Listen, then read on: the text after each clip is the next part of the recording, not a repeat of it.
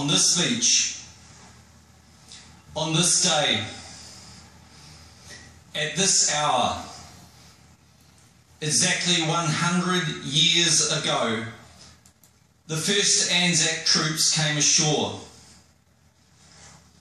Instead of the open spaces that have been described to them, they landed here with steep hills rising in front of this narrow beach. And in those hills, Ottoman Turkish soldiers were already positioned and ready to defend this land. We New Zealanders really think of ourselves as anyone's enemy or as aggressors. But that's exactly how those soldiers would have seen the Anzac and other Allied troops on April 25th, 1915, and in the grinding months of fighting that followed. We have coastlines similar to this at home. If for a moment we imagine the situation reversed, we know that New Zealand soldiers would have been willing to lay down their lives to defend their country. So, of course, were the Ottoman Turks. Time and perspective of history have cast the Gallipoli campaign and some of the military decisions that were made in a different light.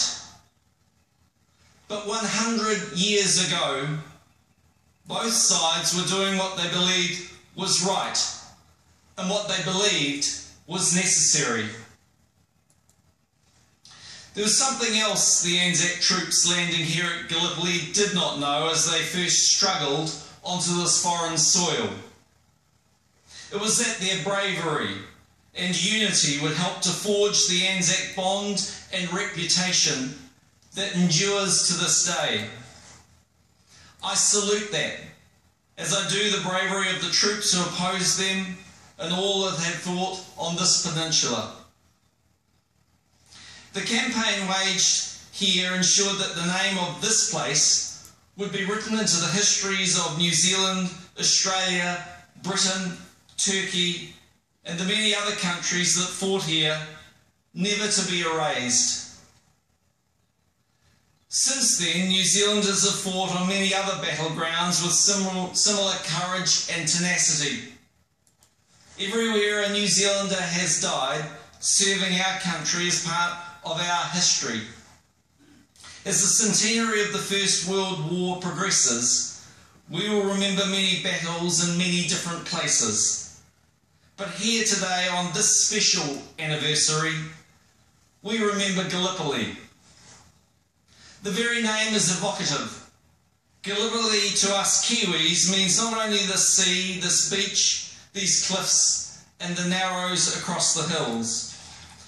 It means the names and stories of more than 2,700 New Zealanders who died here, and the parents, the wives and families who grieved for them, and the family and friends who said goodbye and didn't know it would be forever. To us, Gallipoli is also a byword for the best characteristics of Australians and New Zealanders, especially when they work side by side in the face of adversity. Gallipoli symbolises too the pity of war, because while this was a place of courage and heroism and duty, it was also a place of fear and waste and loss. It was a place where soldiers lived in a jumble of trenches, sometimes just metres apart from the opposing side and constantly under fire. It was a place of unspeakable suffering on both sides of the fighting. The generosity of Turkey in welcoming us back here year after year means that Gallipoli also symbolises the healing power of time, forgiveness and diplomacy. We are grateful to the Turkish people and the Turkish government. Each year, our hosts accommodate and assist the many Australians and New Zealanders who come to see with their own eyes a special place in our country's history. Often it is a special place in their family's history too, where a great-grandfather or a great-uncle served. They come to see what he saw with his own eyes 100 years ago, looking up from this very beach. Usually at these commemorations we conclude by saying, "Lest we forget." But today, witnessed by all of you who have gathered here out of respect and remembrance, I will not say, "Lest we forget."